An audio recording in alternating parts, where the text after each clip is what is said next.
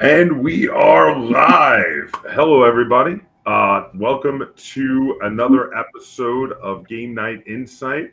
I am joined by my co-hosts here. I'm going to introduce everybody around real quick. So first, uh, directly to my as the images go to this side of me over here, I have Riley. Riley, of course, is the host of two podcasts. Riley, what are the names of your podcasts again, so everybody can check them out? Yeah, I've got the Board Game Community Show where I interview people throughout the board game community. And then I've got Friend and Foe Adventure Co. and Actual Play Borderlands Bunkers and Badasses podcast. And I highly recommend you guys check them out. I've got links in the description down below to them because they're awesome. And then continuing clockwise around the group, we have Angela, who has two YouTube channels, which are Board Game Gran and as well as GirlyGamer, and they are both linked down below as well. Angela, you want to talk a little bit about your channels real quick? Well, one channel is pretty dormant at the moment, but I usually cover VR and video games and all that sort of thing, and some board games. And Board Game Gran is all board games all the time. And I apologize for my voice. I'm hoping it'll get better the more I talk. I've got a sore throat, so we'll see how we go. I hope you do all right, but I gotta say you sound so much better. I'm glad you're doing better. And we're able to do the. It's one of the reasons we had to postpone a week. But I'm glad we did, and I'm glad you're doing much better. And then, of course, our special guest today, we have Marcello Bertocchi, who has appeared on my channel before in a few other videos. Marcello, of course, is the fantastic game designer who designed such games as Return to Camelot and Aqualin, which is currently in print by Cosmos, Thames and Cosmos, which is fantastic. He's also the head, of course, of XP Games over in Italy, and also does work for Studio Supernova. Would I be accurate in all of that? Yep. I'm also with Angela on the Sword Throat team. What was that? I'm also with Angela with the Sword Throat. Oh, you've got a little Sorry for my too. voice. Oh, okay. Well, Yeah, I hope you guys are doing. Go ahead. Yeah, I'm the founder. I'm a game designer. I'm the founder of XV Games. That is a board game publisher focused on two-player strategical filler games, like abstract strategy games and narrative role-playing games. And I'm also COO of Studio Supernova, so I direct Studio Supernova. That is another bigger board game publisher in Italy, based in Italy. And yeah, I work with board games. And I have reviewed quite a few of Marcello's designs here on the channel. So yeah, and a lot of the games that he published with XP Games as well. Quite a few of them have been reviewed on Board Game Kaptain here. And of course, if you're on my channel, you know who I am. I'm the Board Game Kaptain, also known as Josh. I want to give a couple quick shout outs to some people in the chat. We've got Lynn in the chat right now. Hello, Lynn. And we've also got Zoe in the chat. Welcome back, Zoe. Thank you again. And Zoe, of course, was our special guest last episode. So hi, Zoe. Thanks for joining us. Hi, Lynn. Hi, Zoe. So to start with, does anyone have any news they'd like to talk about in the gaming space? I guess my episode that comes out tomorrow, I got to chat with R. Eric Royce, who designed Spirit Island, and Spirit Island is my favorite board game. So that was a really cool experience. It's your favorite board game of all time? Yeah. Oh, wow. Yeah. Anachrony comes close, but I don't know yet. It'll take a couple more plays of it. That's the episode of Board Game Community, the Board Game Community show that's coming out tomorrow then. Yep. Yeah. Excellent. Very cool. So also, I want to give a quick shout out to anybody out there celebrating Cinco de Mayo today. We didn't intend to have the show be on a holiday, but we had to postpone it a week. But I'm not expecting a huge amount of turnout. Hopefully, more people will watch it later because I know everyone's out drinking tonight. So happy Cinco de Mayo to everybody who is celebrating. But also, thank you to everyone who is actually joining us for this episode. So this episode is Stop Making Games About Cthulhu. And if you have inferred by the title, we are discussing overused public domain IPs that are used in games. We're going to put forward some that we think are overused and then discuss with everybody else whether or not they think they're overused, whether or not they agree. But then we're also going to discuss some underused public domain IPs that we think, designers should get on them and actually use them more because they're available for free and people know them and they're fantastic. And that's basically what this episode is all about. And you guys in the chat, people watching, if you have any, at any point, when we're discussing the overused ones or the underused ones, feel free to chime in and give us your opinions, and we will give you guys shout outs. And also feel free to let us know any, IPs you think are crazy overused or underused. So since I picked the title, I'm going to start off with Cthulhu, because I feel like when everybody thinks of an overused public domain theme, as much as I love it and as much as I love the classic literature of H.P. Lovecraft, Cthulhu is kind of getting a bit, it's a bit overused. I mean, he just shows up constantly. Every time you turn around, there's another Cthulhu-based board game, and I feel like it's getting to be a bit much. I mean, he's at any given time, there's probably 10 to 50 games in print that have a Cthulhu theme in some variation, RPGs and board games. So obviously, I think he's overused. What are your guys' thoughts on Cthulhu? First of all, love that you say Cthulhu. Yes. Well, the correct pronunciation is Cthulhu, but whatever. I just say Cthulhu. Oh, okay. But yeah, Angela and I know are on the same page. I don't know about Marcello. I mean, from which point of view? From a user point of view, or from a publisher point of view? Both. Because from a publisher point of view, as long as it sells. I think that of course is why people keep doing it, because it does in fact keep selling. But I feel like there is beginning to become a bit of diminishing returns. Yeah, but I think also that with the board gaming community growing bigger and bigger every year, more and more people are starting to know Cthulhu because of that. And It was so sorry, new it was people. interesting. Yeah, Oh, go ahead. Sorry. No, you go ahead. So new people play games, so they come to learn new games, and some of these games have Cthulhu, and they meet for the first time Cthulhu with that. So for the older player, it's a lot of Cthulhu, but there are a lot of new players that for them is the first time. So I think that's why it's still a strong IP. Okay. So now, Riley, what were you going to say? Because you're going to argue against it. I mean, so it sounds like Marcello's taking like a middle of the road sort of thing. Like, as long as the market will bear it, it's not too much. I'm saying it's too much. I know you're going to go totally to the other side and say, definitely not. Well, I love it. I love Cthulhu stuff. Lovecraft, we've talked, I think, about that in the past. Probably every episode, I feel like we've talked about, like not a great dude necessarily. But the other day I was playing some video games with my cousin, and he was describing a game that kind of had some like cultish type stuff. And I was like, oh, is it like a Lovecraftian Cthulhu type thing? And he was like, I don't know what that is. And I was like, oh, because you're not a board gamer. Because people in the board gaming world definitely know Cthulhu, definitely know Lovecraft. And that totally ties in with what Marcello was just saying, because people who are new to board gaming, they're just getting introduced to it. And that's a fair point between both of you guys.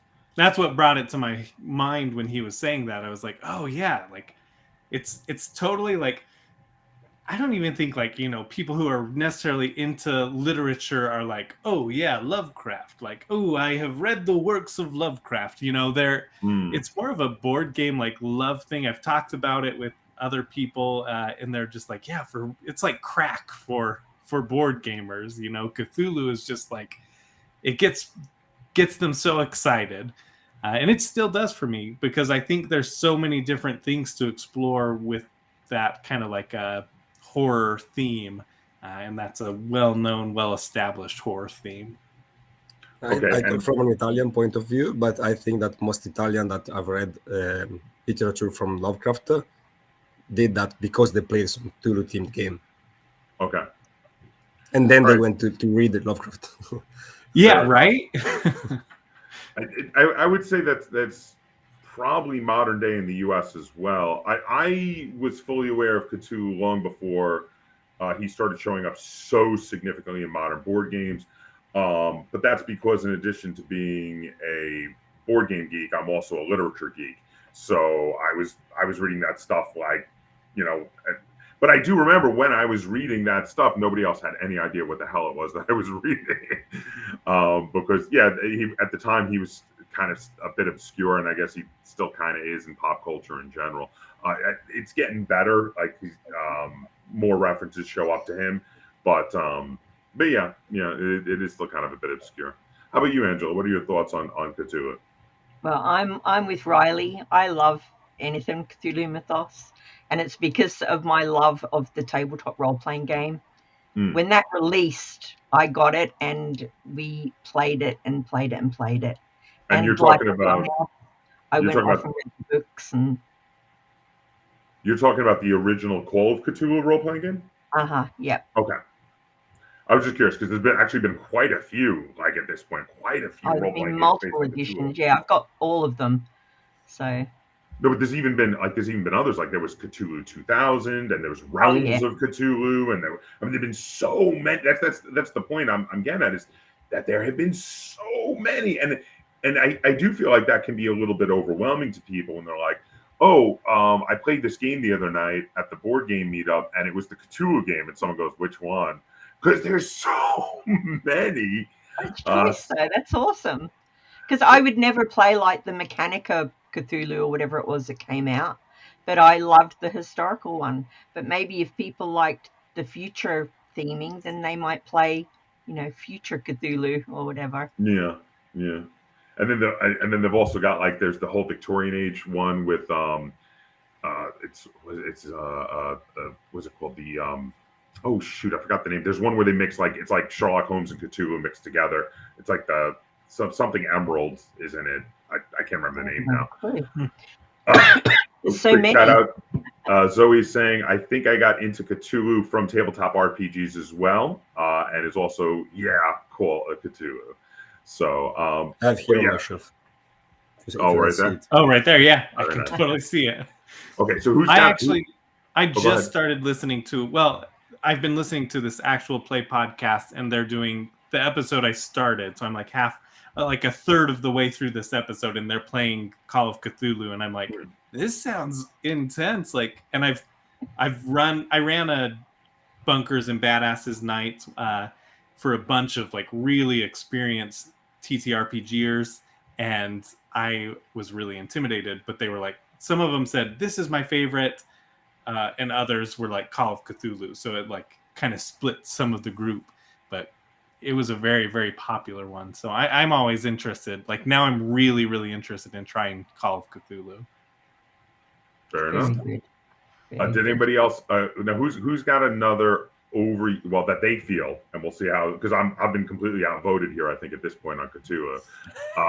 But who else has a public domain IP that they feel is crazy overused? Maybe not crazy overused, but I think that Alice in Wonderland, the mirror, is pretty much used in board games. I wouldn't say too much, but for an EP is quite a lot. I mean, there is even in Japan, board game publisher, a small board game publisher that makes only games with Alice in Wonderland theme. With the original illustrations. Quite a few. There definitely so many. Yeah, I agree. I don't know if it's. I'm with you where I'm feeling like I don't know if good old Alice is overused, but it is a common one. It's definitely not one that's underused. I do feel like it's well represented in the tabletop gaming world. There was even a number of years ago, there was even a weird Alice in Wonderland role-playing game, which I have somewhere, actually. I think I still have it. It was like something in Wonderland, like Adventures in Wonderland or something. but yeah, there's a lot of board games, there's role playing games. Yeah, again though, like it's not omnipresent like Cthulhu, but definitely not underrepresented for sure. Did anyone else have any other ones they wanted to call out that they thought were being overused specifically? That it was their opinion was being overused. If you got any, I thought of ones that I would like to see as opposed to over. But to carry on from that, I did get Wonderland's War Kickstarter a few weeks ago. Oh, Wonderland, yeah. Yeah, and I picked it up last week or 2 weeks ago, and I was like, I'm really excited to play it. But okay, I'm gonna throw out a couple and see what your guys' opinions are on these. So the first one I'm gonna throw out, I feel like, so this is one where we got a bunch of comments real quick. So first I want to give a quick, before I throw out any more, I want to give a quick shout out to Kurt. He says, hello, glad to see a live chat again. Hello, Kurt. Thank you so much for joining us. And then Zoe also commented, Lord of the Rings, or wherever people are pulling goblins and elves from. So generic fantasy, I think, is what Zoe's getting at here. That's Lord of the Rings what I would say. But the problem is like, or the thing is that people pull so many different like versions, kind of, or like do different spins. But it is definitely like, that is by far, that's got to be the most used theme in the industry. The generic fantasy sword and sorcery kind of theme. Yeah, for sure. Yeah. But like what Marcello said earlier, right? Like if it sells, it sells. Like it's not slowing down. Well, and I mean that's definitely in regard to a theme that gets used a lot, and I'm glad Zoe brought it up because I didn't think of it. But in regard to themes that get used a lot, this is one that goes back to the beginnings of modern gaming, because I mean when you think about it, Dungeons and Dragons was 100%, you know, the first big generic fantasy role-playing game based off of Lord of the Rings, doing some essentially generic versions of Lord of the Rings type characters. I mean, you can say that, of course, elves and dwarves show up in mythology, but the way they represented them in Dungeons and Dragons was like cut and paste from Lord of the Rings. And of course, you know, the fact that before they got told by Tolkien's estate to cut it out, in the original edition, the halflings were actually written as hobbits, which the word hobbit was a creation of Tolkien. And then they sent them a cease and desist, and they changed them to halflings. Interesting. So yeah, that is a very, and I do agree that I'm going to say that is a very overused generic theme. Just going with generic fantasy, generic mythological monsters, generic magic, sword and sorcery. It shows up, and I think it's getting a bit overdone. I like it much better when people kind of mix something more interesting in with their fantasy. Maybe get a little steampunky or mix fantasy with like modern or futuristic type setting or something like that. Can get really, really cool, really interesting. What are your guys' thoughts on that? Yeah, I'm a big fan when you mix things. Like I always think about that, you know, like well, I haven't played it, but Clink in Space, right? That's like you've got fantasy races and whatnot in a space opera setting. In a space, yeah, exactly. And I'm like, I love that. Why don't we have more of that? I mean, if you look at Star Trek, Klingons, orcs, you know, the Vulcans are elves. It's fun because the Star Trek races, on one hand, and Roddenberry said this, were meant to be metaphors for to represent the various major world players in the Cold War. The Klingons were meant to represent the USSR, whereas the Federation was meant to represent NATO. There's an episode in particular that is a total metaphor for the proxy war that was the Vietnam War. It was, but then on the other hand of things, yeah, totally. I don't know if it was intentional or subconscious, but he definitely took some inspiration from Lord of the Rings and generic fantasy, probably, for creating his sci-fi races, because it definitely came through. Before we move on to what Kurt just brought up, did Marcello or Angela, did you have any comments on the kind of fantasy thing? Not particularly. I Marcello. think that Dungeons and Dragons now can be almost be considered like a free domain IP, even if it isn't, of course. Like with the brand Dungeons and Dragons, it isn't.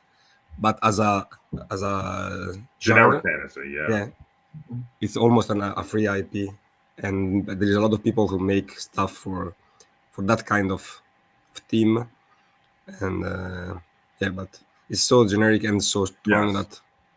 Well, like Pathfinder is basically Dungeons and Dragons with another name on it. That's what it is. It's great. I love Pathfinder, but that's what it is. It's an offshoot of 3rd edition D&D. So we have Kurt here is asking, how are people's feelings on superhero role-playing games? Doing like a generic version of superhero role-playing games, which has been done many times. There was Heroes Unlimited.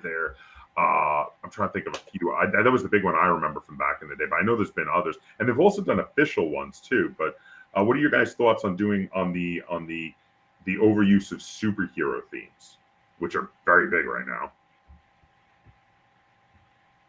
Oh, silence. Same as Cthulhu. Same as Cthulhu. As long as the market will bear it, go for it. I feel like, I mean, there's very strong superheroes right now with all the Marvel movies, and kind of movies are very strong. So of course they're using them a lot, also in board games. Marvel Champion, Marvel United, they're strong games, and so it goes along. But I think that in role-playing games, superheroes has never been as strong as other teams. No, it's always in the background, isn't it? It is kind of always like it's like you have the big fantasy ones and the big sci-fi ones, and then superheroes are kind of like a distant third, maybe fourth, maybe horror might even be before superheroes. They're never, and it's interesting to me on that. But even as popular as superheroes are now, you still don't see one of the biggest games is in a superhero game. I'm not really sure why that is. Maybe because it's such a pure amount of escapism of wish fulfillment that people feel it's too blatant in its wish fulfillment for a role-playing game. I don't know. That's just a hypothesis off the top of my head on why maybe. Yeah, I have this idea. I think that maybe superheroes stories are more people feel these kind of stories more to be watched or read more than played by themselves. It's something you watch or read. It's not something you play, so it's less something you want to have in a role-playing game, maybe. I definitely feel that as well. I'm just going to, because you guys don't have a whole lot more on these, I'm just going to throw out a couple of quick ones and see what your guys' opinions are. I was going to jump on this, though. Go ahead. Superheroes real quick. I was waiting. I was just waiting. But the superheroes, like, I know that Marvel is playtesting theirs right now, and you can, like, go buy it for $5 and participate in their playtest. So I'm interested to kind of see where that goes. And then DC is having theirs, like, on Kickstarter later this month, with Gotham City Chronicles. They're bringing the official TTRPG to it, and so I'm interested to see where that goes and how they handle it. Because I know they've talked about, like, well, you don't have to be a superhero. You could be a criminal, or you could be like a detective, and then you would be like playing in the world where they're superheroes. So, like, I think there's a lot of interesting spaces they can go with it. But like Marcello was saying, it's like doesn't necessarily grab, because it's like I could go to the theaters any month and go catch a movie. But also in the tabletop world, we're getting more and more Marvel stuff. I mean, right up there, I've got my whole Marvel United stuff. But like, I feel like that's even just barely. I think that maybe the people that were in charge for so long were like, well, this isn't something we want to explore necessarily, like, or this is a children's game, or like, because we haven't had like any deep superhero games necessarily. I think Zombicide might be the closest thing coming, the Marvel Zombicide. But like Marvel United isn't a deep game. It's fun, but it's definitely family weight. So I'm interested in seeing, like, hopefully I hope that we get not oversaturated, but I could see us getting to that point in a couple. You of want years. better representation for the superhero genre. I do, and I think that's the problem, is that none of the other ones have been like up to par. You know, like, why would I play this when I could play this that's the same thing but deeper? Fair enough. I'm going to really quickly throw out a couple rapid fire ones that I think might be either are being overused or might be overused, and I'm going to see what your guys' opinions are of them. I'm going to throw just a few out that I thought of. First one I want to throw out that I think is definitely being overused. And it's public domain because, unfortunately, Romero forgot to actually properly copyright his movie, and it is zombies. Zombies are getting crazy overused. 10 points if anyone in the comments knows what movie this is from. But yeah, zombies are getting crazy overused in tabletop gaming in general. The next one I don't think is quite overused yet, but he is starting to show up a lot since he's become public domain recently, and that is good old Sherlock Holmes. I went with the old Basil E. Rathbone because I used to love those movies as a kid. And another one that I think is maybe on the verge, just on the verge of becoming used too much, is Robin Hood. He's showing up in a lot of tabletop games lately. Not to the extent of Cthulhu or zombies, but he's getting used a lot. So I was curious if any of you guys had any thoughts on zombies, Sherlock Holmes, or Robin Hood, even if they're all in the same game. I mean, interesting. Yeah, I dig that. I like when they take, like, it's the whole mixing the genres thing, right? Like, put zombies in a fantasy theme, put zombies in space and sci-fi, put zombies with Robin Hood. That would be great. You know, like, you got to steal from the rich, give to the poor, but avoid zombies. I must award 10 points. 10 points goes to Kurt Berling for correctly naming Shaun of the Dead. Yes, indeed, that was Shaun of the Dead. And then I also have to give a quick shout out. Lynn has thrown out, how dare leave Robin alone. I believe she thinks that he is not overused in the tabletop games. And then Kurt is backing her up and says, get him, Lynn. I could see Robin Hood being used more, honestly. I don't think it's overused. I don't think he's overused yet. I think he is on the verge, though, of it. I think because there was like a slow trickle of Robin Hood games, and then the last few years suddenly there was a bunch, and I feel like it could become overused. Not really yet. Like, I don't think Sherlock Holmes is yet. I think zombies definitely are. There's too many just generic zombie apocalypse games. They're way too common. Do you guys agree, or do you disagree on the zombies being overused? I think that it was overused, and then people caught on and they backed up, and now it's like we get a zombie game or two a year. So I feel like it's slowed down, but generally I think there's less interest in it. Okay. Overall. Fair enough. I think that now is more of a plan B. Like, if you have something and you want to renew it, you give it a new life, like zombies. Yeah. Give it the zombie. Zombify it. Yeah. Well, that's what they used to do with Cthulhu. There used to be the obligatory Cthulhu expansion. Now there's the obligatory zombie expansion. You know, just throw zombies in it. Now we're gonna have Marvel zombies because when they ran out of ideas over at Marvel Comics, they did that also. They just did Marvel zombies because they're like, oh, zombies are popular. Let's turn the superheroes into zombies. And then that worked. So now they're gonna do it in a board game version as well. So yeah, that is coming. All right. So I'll start us off on some topics that we feel are underused, and we're gonna go round robin around the table. We'll go clockwise, and we'll each throw one out. So the first one I want to throw out that I think is horribly underrepresented, especially for how great a IP that I feel that it is, because I was shocked to find out this was public domain because I haven't been seeing it anywhere, and it blows my mind that I haven't. Wizard of Oz. The original books are public domain now. how is no one latched onto this? Like, this is an insanely recognizable IP. Everybody knows The Wizard of Oz. Everybody knows Dorothy and the Scarecrow and the Tin Man and the Cowardly Lion and the Wicked Witches. And I am shocked I am not seeing more Wizard of Oz games out there. Because there is still no new Disney movie about it.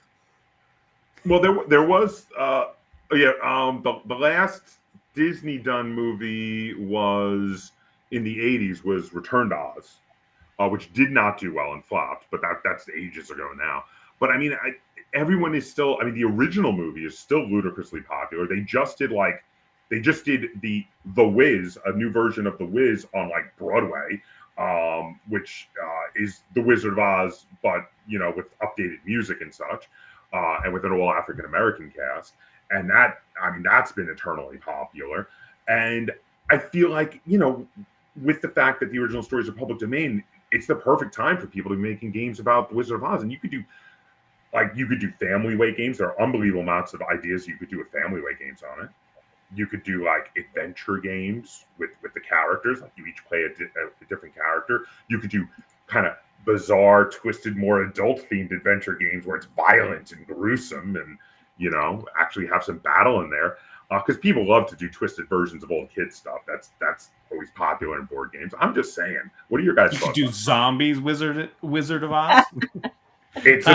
You could do zombies, Robin Hood, Sherlock Holmes, and Cthulhu all in Oz. Wizard of Oz, yeah.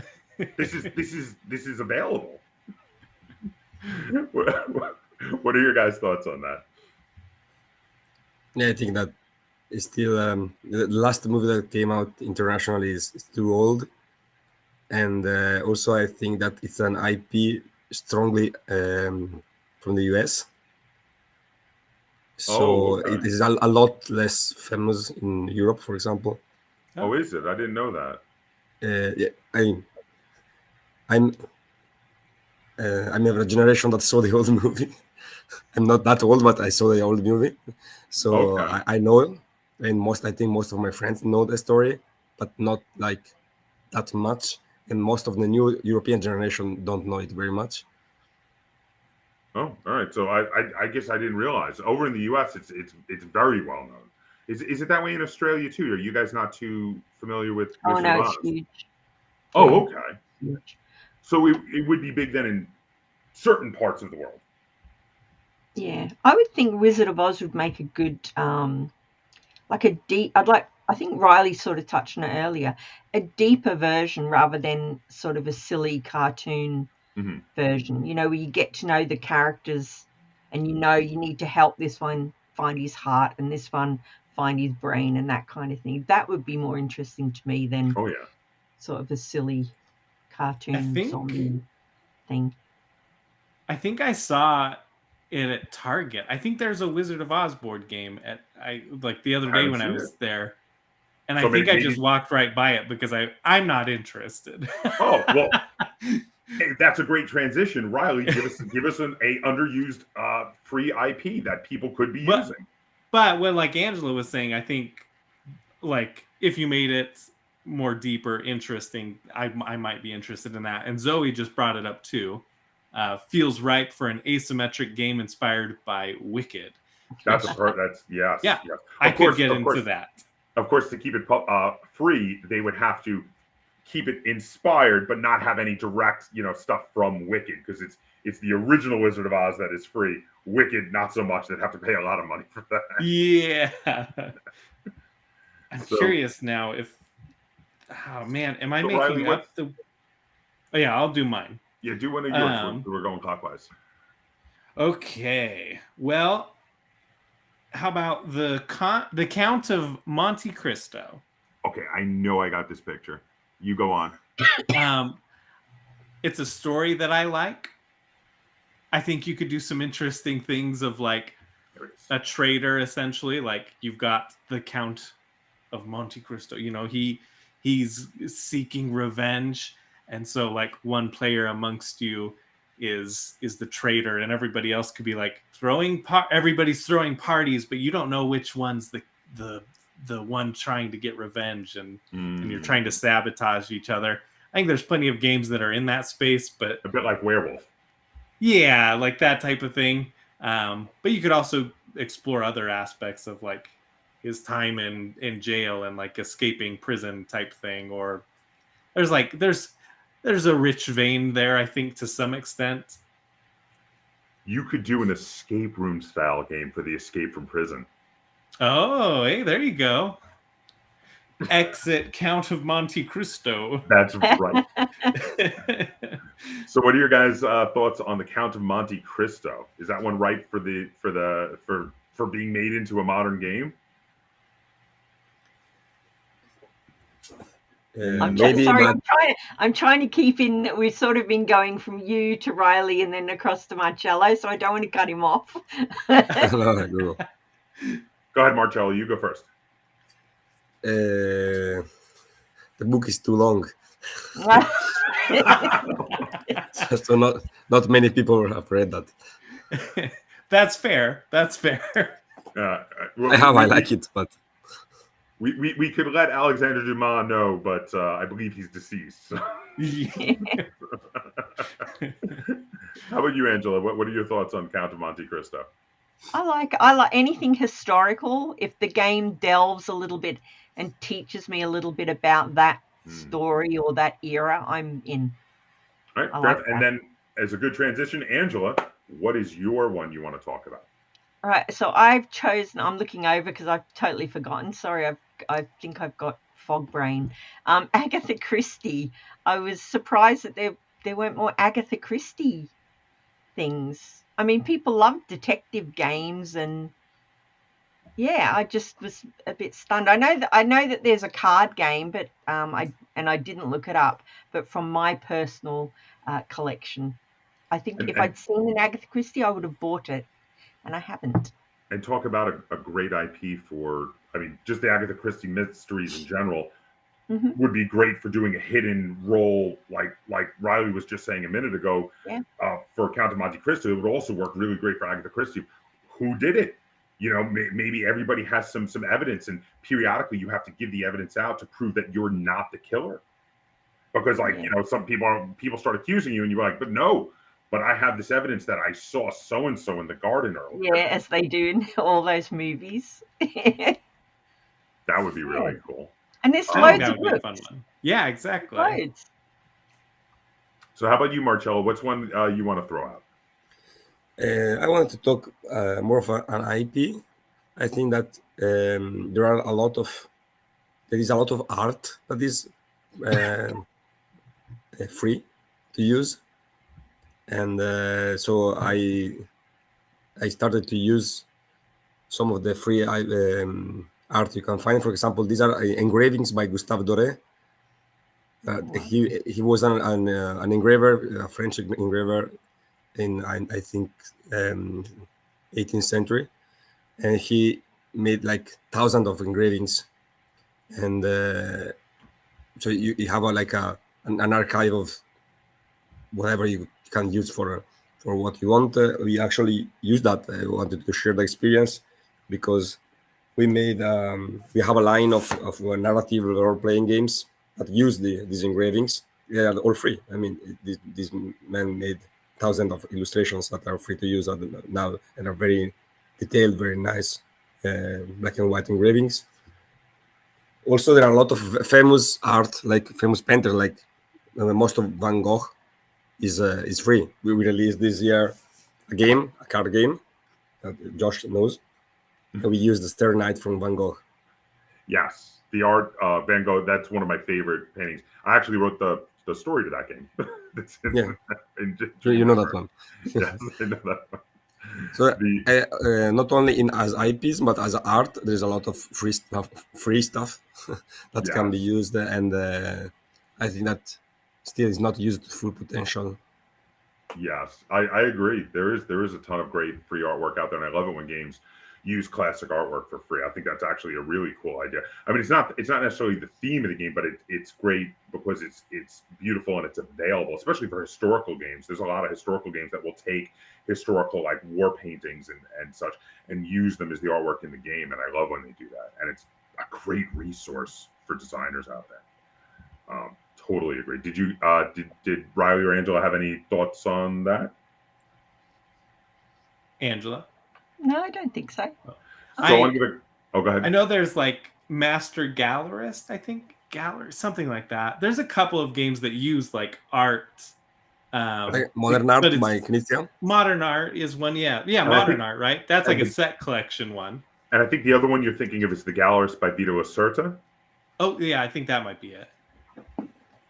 Oh, look at that. Yeah, you've got it. There we go. Yeah. So like they use, but that's like more, set collection and whatnot. So I would love to see that, like exploring the depths of art and using that for the inspiration. I think that would be a really interesting, because board games are art. So like, why not just combine those? And I agree. And they are definitely art. A couple. So another IP I think that recently become free domain is Winnie the Pooh. Yes, it's true. I was going to talk about that later. Yes. Yeah. So a couple quick things from the comments. Zoe said that she'd love to see an Agatha Christie game. So here's a vote for Angela's idea. She says, I feel like an investigator game hasn't quite been nailed to my satisfaction, and I agree. I am with you on that. I always feel they do fall a little short. So I would like to see a really good like mystery style game done right. Sadly, it feels like Clue is one of the best ones. Yeah, and I think Mysterium, in my opinion, is probably the best. But yeah, Clue's actually still up there, believe it or not. I agree. And then Kurt said, how about an RPG of old religions in modern day era? Example, Percy Jackson movies, something like Norse, Egyptian, or Greek mythology. I have played games like that, actually. One in particular, there's an RPG from the early 2000s. It was called Nobilis, where each of the players got to be a god, a la the old pantheons. You know, one of our players in the group might be the god of doorways, and another one might be the god of trickery, etc. Oh, you've got a copy too. I've got the same edition. Fantastic That's awesome. Game. Really, really good role-playing game. Bit obscure these days, and that edition you will not find for a decent price anywhere. Like when it goes up on eBay, it goes for hundreds of dollars. Really glad I still have my copy. I actually got also the first edition if you want. Oh, do you? Wow. It's so good. That game is so good. Also, let's see. And then Zoe said, I think John Company uses public domain Victorian arts. So yeah, there are some companies out there that are doing that, and that is really cool. I do dig that. Why don't we do the transition, since Marcello mentioned it, and Riley, you wanted to talk about it. Why don't you talk about Winnie the Pooh? Oh, I just figured like that came to public domain this year, right? Like, we're bound to be getting tons of, I don't know about tons, but I could see it's a very popular IP that like everybody has grown up with. I think, like, I was gonna say, Marcello, have you grown up with that over in Europe? Yeah. But I think that the problem is that it's still too famous, and Disney is still too will be too, still strict about that. So they will be like very ready to send a cease and desist to everybody, even if they shouldn't. So there's something interesting about that. There's something interesting about it. So this one about to show up on screen. This is the Disney Winnie the Pooh. Yeah. This is the one that Disney. You can't use this one. You can't use this one. You have to use the one without the red shirt, the one that looks more like an actual stuffed animal, which I was having trouble finding a picture of, because the original Disney the Pooh, the illustrations in the original book, he looks like a proper stuffed animal, and he doesn't have a red shirt. If you do that, that's okay. If you do the red shirt, that's when they're going to send the cease and desist to you. And that goes for a lot of the characters. They're slightly different in the Disney versions. You can't do the Disney versions. Is basically it. Yeah. So yeah, it'll be interesting. Okay. I could see people doing like a dark. I mean, now that it's in the public domain, right? You've got like I'm forgetting his name, Bron. I don't know. Anyways, like people writing stories that are darker using Winnie the Pooh. Brom. Like Brom. There we go. Yeah, he's doing a lot of stuff like that. Yeah. Darker versions of kids' stories. Zoe just brought up. I want to see a Casablanca game. Yes. Which I think is awesome. And as I was looking through the public domain, I don't think Casablanca is yet. But it's cool seeing old movies coming to the public domain. And it'll be interesting seeing those like Zoe, comment if you know Start for to a get fact in. that that's public domain. I'm not sure. If it is, it is. But and that'd be great. I agree. That'd be a really cool, again, mystery, searching for the MacGuffin kind of game. For Yeah. sure. I didn't know that one is public domain. That's really cool. I mean, sometimes this stuff that's public domain, you just have no idea, and that's the point. I think is that. It might be. I don't know. I'm not sure. Yeah, she says she's not sure. I'm not sure either. I feel like we're still in the silent era, but of course some things get into the public domain earlier than like the 70, 80 year rule. Well, yeah, like I just saw here's one from the 50s. I saw this. The Creature from the Black Lagoon is public domain for some reason. They got the rights lapse. Oh wow. So you can make a game about the Creature from the Black. That's not even that old. That's from the 50s.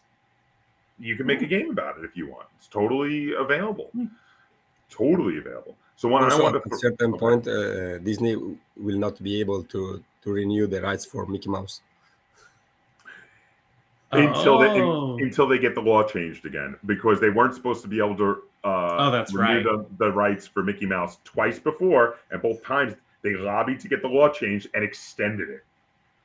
So at a certain point, you would think so, but I don't know. We'll see. We'll see what happens. I really do feel like at this point, a lot of those IPs that because of their changing the law that have not come into the public domain is really a crime, because there gets to be a point where these things are such a part of the cultural zeitgeist. People should be allowed to play with them in their own literature, in their own films, and in their own games. So yeah, I thoroughly feel that way. I wanted to throw one out that a public domain one that I think is really like horribly underutilized, and I want to see more games on. Sinbad. Oh. Sinbad the Sailor, which if you're not familiar, Sinbad the Sailor is, I believe, originally appeared in 1001 Arabian Nights. He is a swashbuckling Arabian sailor, goes on adventures, discovers mythical lands with monsters and magic, and great classic swashbuckling heroic type themes. And as a kid, I was obsessed with the Ray Harryhausen movies. I used to love the old, the Seventh Voyage of Sinbad, Sinbad and the Eye of the Tiger, and all of those. I think, is the Eye of the Tiger the one that Tom Baker was in? Does anyone remember? Anybody let me know if they recall. But yeah, oh my God. I absolutely love Sinbad as a character, and I would love to see adventure games. I would love to see like ship-to-ship combat type games. All sorts. There's so many different ways you could use Sinbad's world in gaming. And quick comment from Lynn. Casablanca is public domain in the US. So Lynn has verified for Zoe. Yes, in fact, Casablanca is available for people to use in their game design.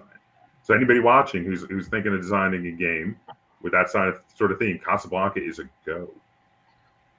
Very cool. Thank you, Lynn, very much for checking that out and verifying. Oh, and Lynn also says, I think a Nancy Drew game would be interesting. Nancy Drew is public domain. Wow, that's interesting. I didn't know that's not even that old either, right? What was that, 40s? I'm not sure. Anybody know? I'm not sure what year, but there is a new Nancy Drew though, isn't there? There's a TV show. Yeah. But again, like those and Kurt throws out Hardy Boys because that's around the same era. That could be public domain as well. I would imagine. I was wondering. Yeah, I was wondering that one. I was kind of looking for Hardy Boys, but I couldn't find it for sure. And a heck yeah to Casablanca from Zoe. So yeah, again with the mystery games. Let's throw out some other quick ones because we've got a bunch that everybody put in. So a couple other ones I wanted to throw out. I don't know if anyone noticed this. This is another one. Like, why are we not seeing more of this? Moby Dick. Moby Dick is public domain. Moby Dick is awesome. I was thinking about this one particularly when I noticed that it in fact is public domain because I recently played a board game that's like a sci-fi version of Moby Dick, but it's like the only one I saw, and it's not called Moby Dick. It was called Windward. I do feel like that's one that you could totally do and do some interesting twists on it. Do it as like a survival game as you're trying to to manage the resources while the whale keeps attacking the ship. Could be really cool. What are your guys' thoughts on that? Yeah, I could see that. I think a lot of those old literary ones, right, like Huck Finn and. Well, you had a literary one on your list here. I'm looking at right now too. Why don't you throw that one out? Yeah. Which one was it? Just pop it up for me. Okay. I wrote a lot. Oh yeah, the Telltale Heart. Perfect. Yeah.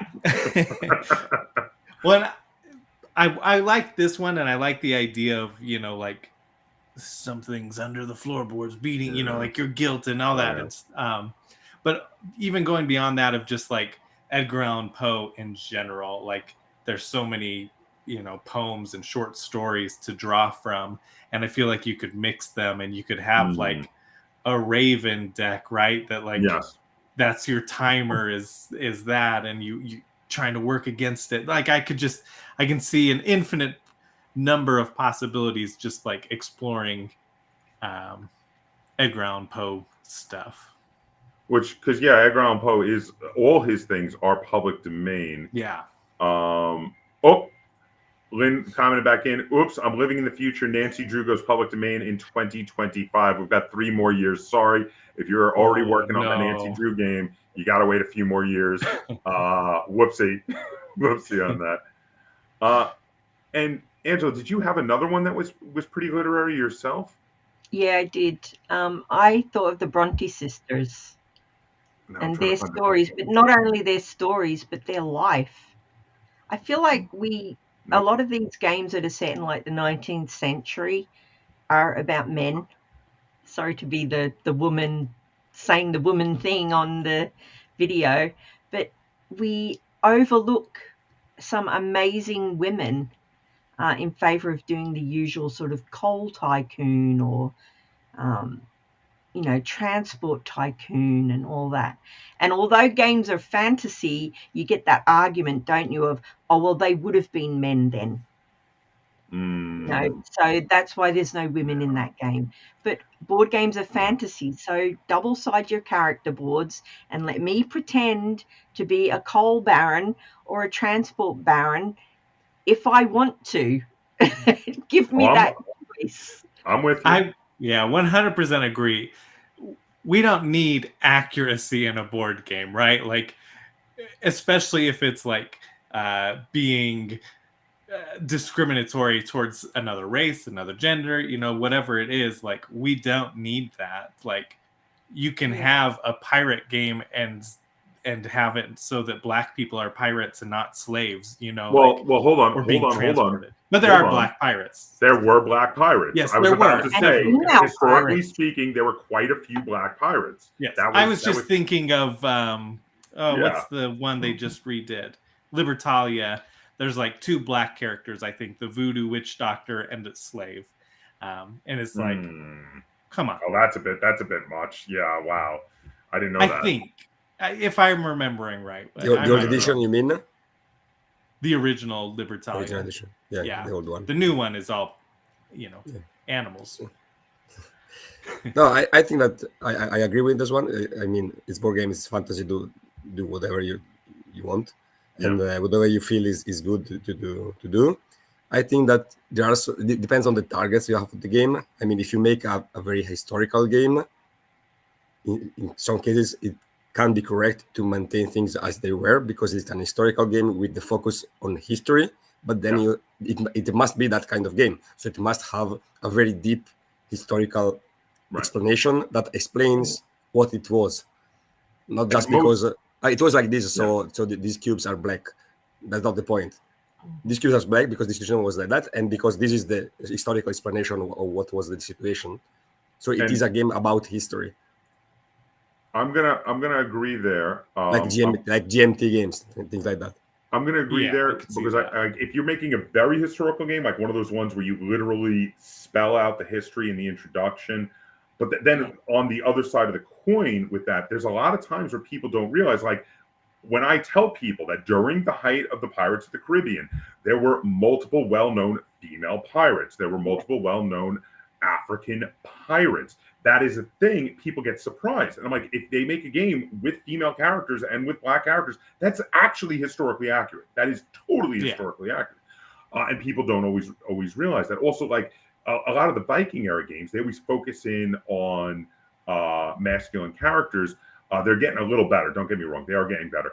But Viking shield maidens were a thing. And even one of the Viking Jarls, historically speaking, was female. There was and the Jarls were basically, because for the most part, Vikings didn't really have kings. The Jarls were about as high ranking as you could be.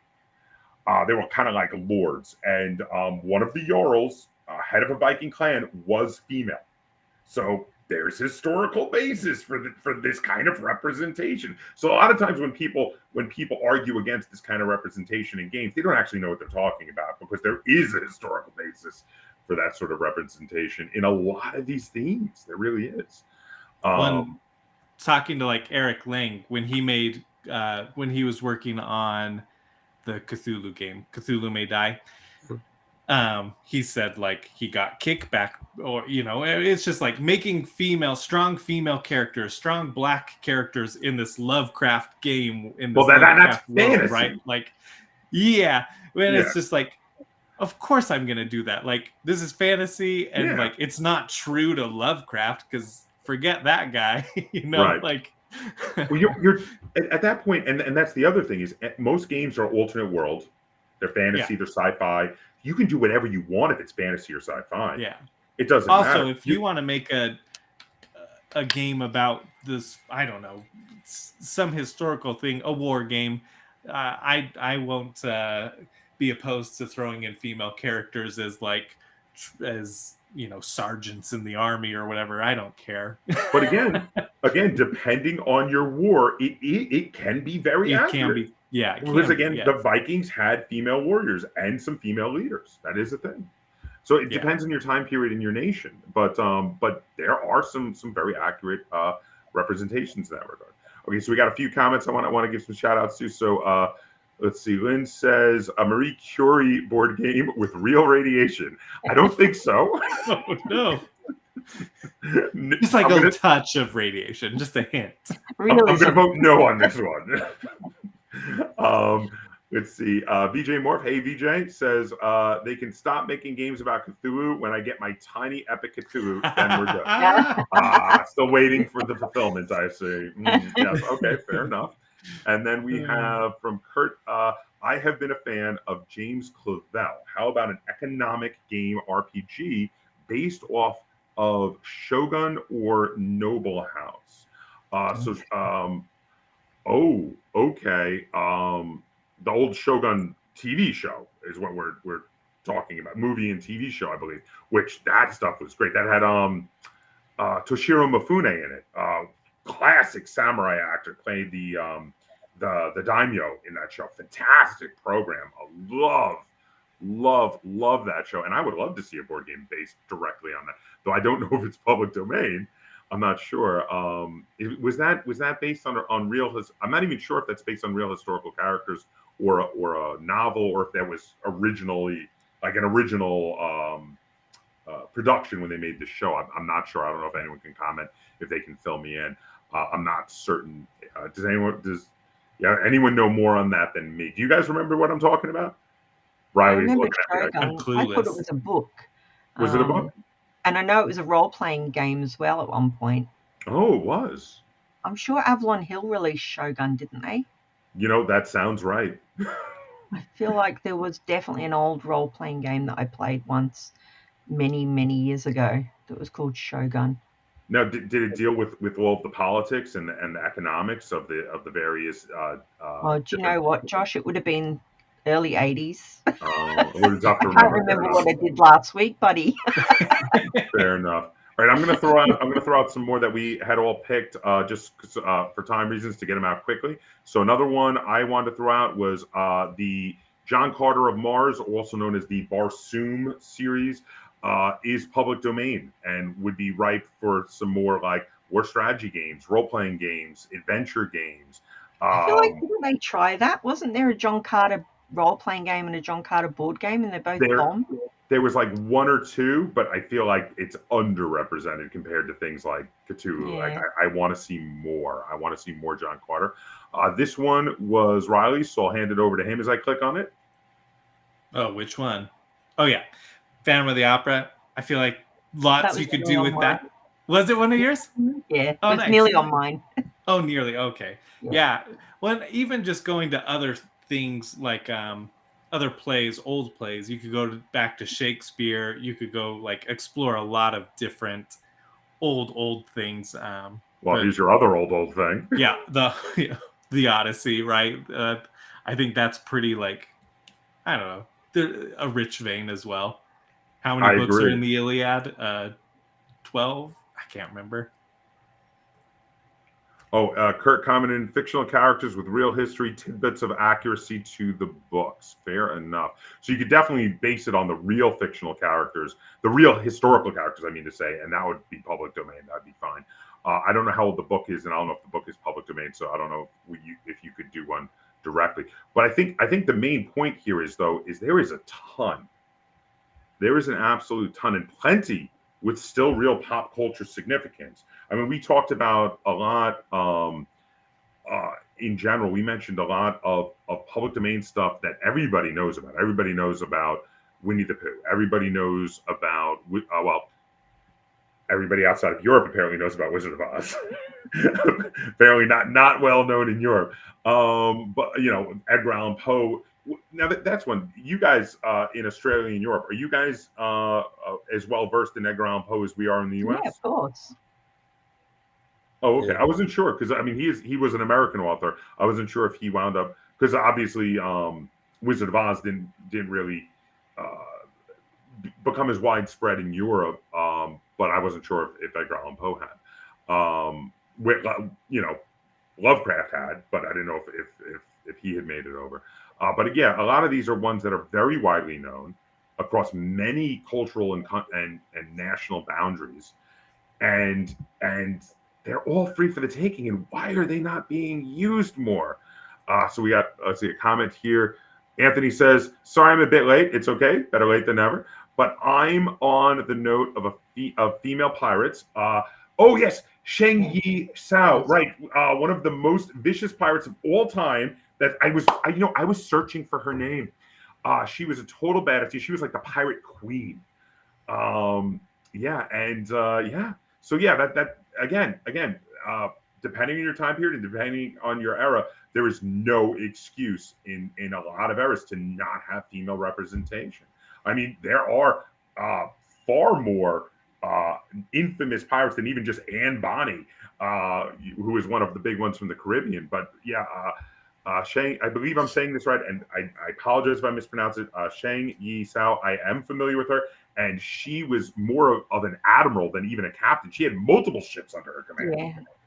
So, I read about her a little while ago. Yeah, she had like her own fleet, basically. Yeah. She controlled an entire area of like the South China Sea. Was totally totally under her control. Zoe throws out, more historically accurate violent women, please. Yeah, we got a little sidetracked on this one from our initial topic, but I like this side topic too, so it's pretty cool. I went completely off topic when I was talking because I actually wanted to cover the Brontes and their like scope of work and that kind of era that the Brontes wrote. We missed that somehow. Got completely sidetracked by female characters.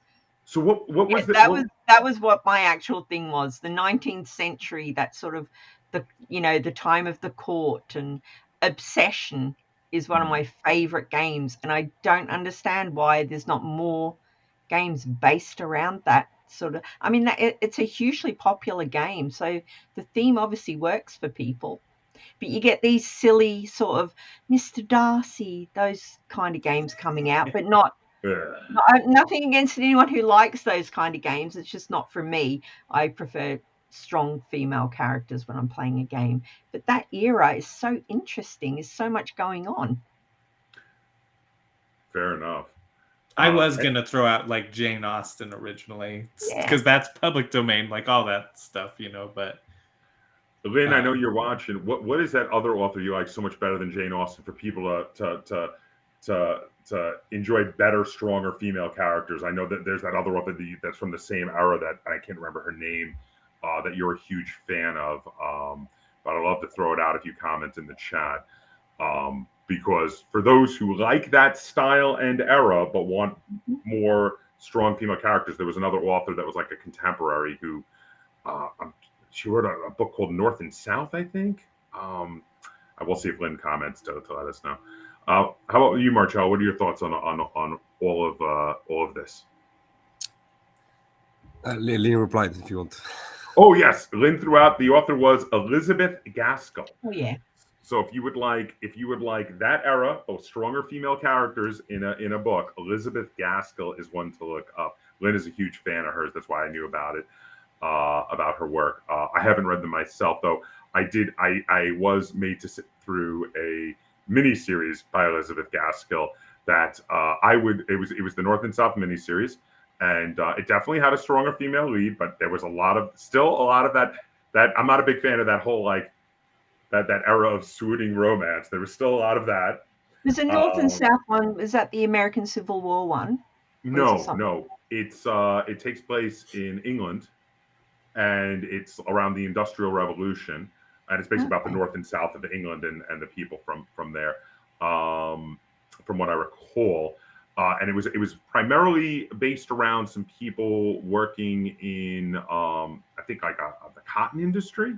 I think they were basically like in a plant weaving cotton into fabric, if I remember correctly. And then there was the will they won't they was the guy who owned the cotton plant, and this young lady who had moved up north, and her father was tutoring the man who owned the cotton plant, and they had a will they won't they kind of thing. Where of course they butted heads at first, you know how it goes. but also they worked in a lot of workers' rights and unionizing and that sort of thing into it, which is a very different sort of theme than you would think to find in a book from that era. But yeah, there would it actually that part of it was actually pretty cool. So that was Elizabeth Gaskell. If people are interested into what's the other author? I already forgot. Jane Austen. Jane Austen, but would like stronger female leads. Elizabeth Gaskell. Anyway, sorry. So Marcello. I will try to see it from a professional point of view. I think that most of these IPs we are talking about are like renowned, but not that much. It's like a middle way. And I think that most the publishing world now goes either on like very strong IPs. So I take this very strong IP and they go with them. So Marvel and whatever what is going in that period, or manga, for example, there are tons of manga related board games. But those are all paid for IPs. None of those are free. Yeah, for paid. So a publisher will either go with paid big IPs, so to get that kind of customers, or with very weird themes to get attention. But these free IPs that are renowned, but they are free, so I don't know. I think they are a bit overlooked for that reason. But I also feel like a lot of these would be more well known if more game companies actually use them, because like we were talking about before, Cthulhu in the mainstream is actually pretty obscure. And the only reason he's so well known amongst gaming geeks is he's in so many board games because he's free. People started using him. The old games of him sold and they made more and more of them. Yeah, that comes from a long way from Call of Cthulhu, because it was one of the first role-playing games different from D&D. I'm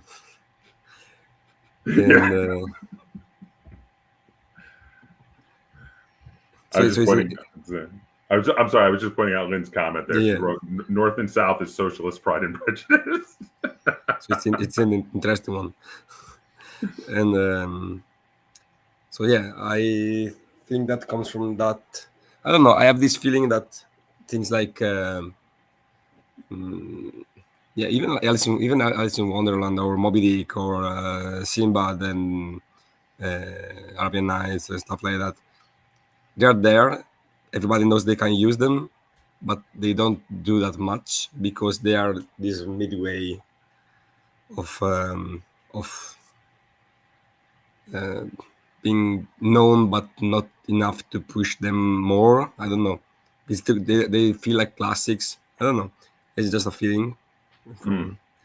And so either as a publisher, for example, I would feel more going either on a paid IP and get that kind of public, or choose some very weird thing and go with that to get attention with being a very weird thing.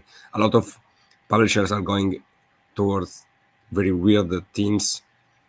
Like a couple of years ago came out a game about asbestos production. Okay. From I missed that one. Spielworks.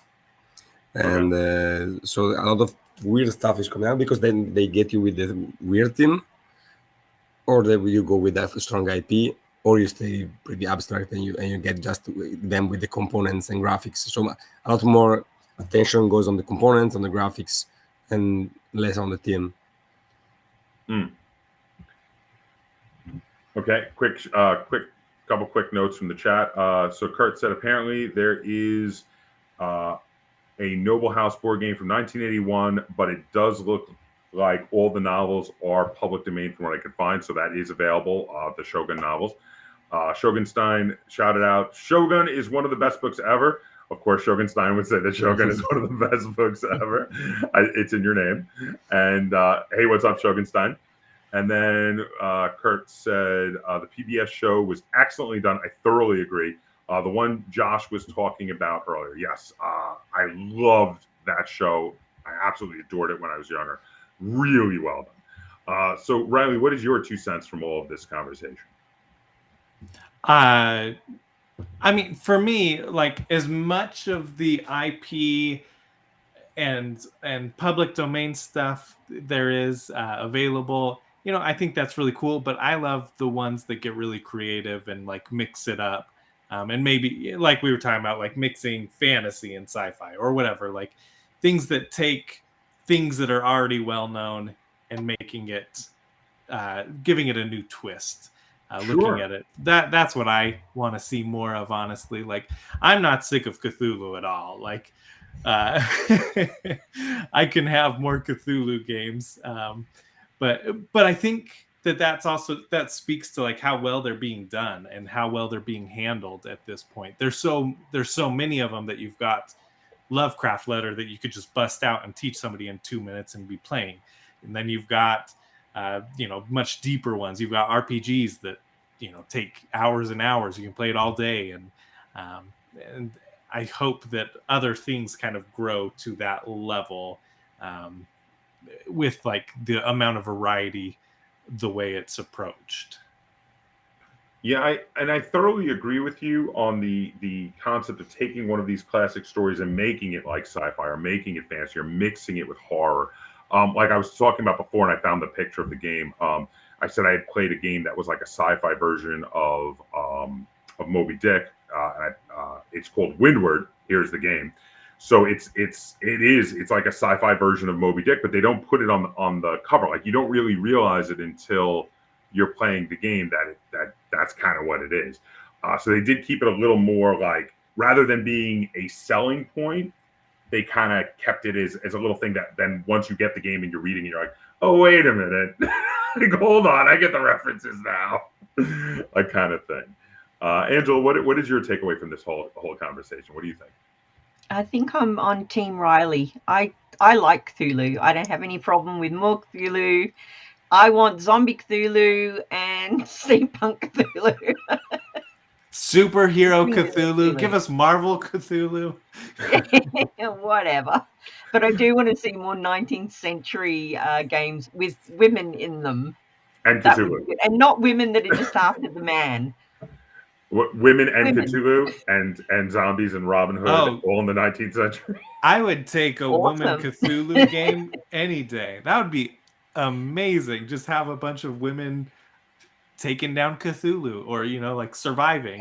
I mean, they don't have to all be women, but half of them. That would be awesome. Yeah.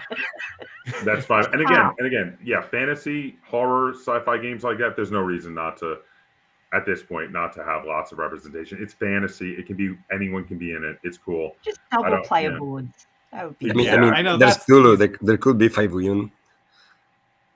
There's this giant alien, green alien god. So I mean, there could be at least 3 or 4 women fighting. Yes. I recently played Bloody Inn, and the theme is so unique and fresh. It really stands out. How many zombie and Viking games can we have? Well, when you start mixing those themes, it does make them feel new again, and that is really cool. I get a kick out of when people will take these themes that are starting to feel stale and shove them together and makes them fresh again. Like there's that one, I couldn't remember the name. It's like I think it's like the Emerald Sign or something. There's one where they mix Sherlock Holmes and Cthulhu. It was based on a short story by Neil Gaiman. And again, Sherlock Holmes, Cthulhu on their own might be feeling stale for you, but you put them together, suddenly it's, ooh, what? I think it's Studying Emerald. That's it, Studying Emerald. Thank you. I couldn't remember the name of it. You're right, Marcello. You are 100% right. That is what it's called. After watching The Northman, I don't think I could play a game with a Viking raid again. I haven't seen that. I'm guessing a horrific, realistic depiction of the rape and pillaging. That's what I'm guessing by the implication there. Has anyone here seen The Northman yet? No, I haven't seen it yet. But it looks very much like Assassin's Creed Valhalla, doesn't it? Which one? Assassin's Creed Valhalla. It's got that look to it. Oh, okay. In fact, it looks just like the game. Go in, pillage, destroy lives, take the booty home.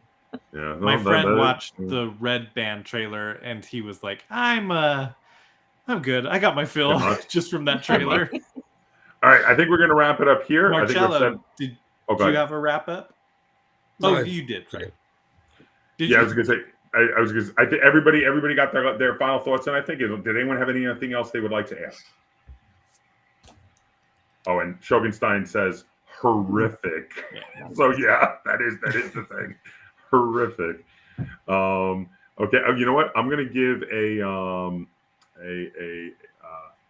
final note. There's lots of cool IPs out there. There's lots of cool things to check out. You can combine things that are already popular, and you can mix Vikings with Hamlet. As Shogunstein says, that was basically Hamlet. You can mix lots of these themes together to make them new. You can make sci-fi Cthulhu with zombies and Robin Hood and women from the 19th century. That is totally okay. There's lots of great themes out there, and there's also lots of great underutilized themes. And if you're designing a game, check out some of the public domain themes out there, because I think there are a lot of great ones that could help you with your game design. But I want to give a big thank you to everyone who joined us tonight in the chat, and everyone who watched. I also want to give a big thank you to everybody who watches this later, and a big thank you to all of my hosts, Riley, Angela, Marcello. You guys were all awesome. Kurt says, thank you, panel. Excellent content once again. Thank you very much, Kurt. Thank you for joining us. And I'm going to say, everybody, thank you so much. And until next time, because I'm hoping... Oh, before we go, Marcello, do you have anything you want to plug, game-wise or anything? Fair point. Upcoming releases? No, actually, no. We have some games coming out, but only in Italy, so it's not fair enough. Not useful at the moment. I'm gonna plug. I'm gonna plug Marcello's stuff for him since he's not plugging it.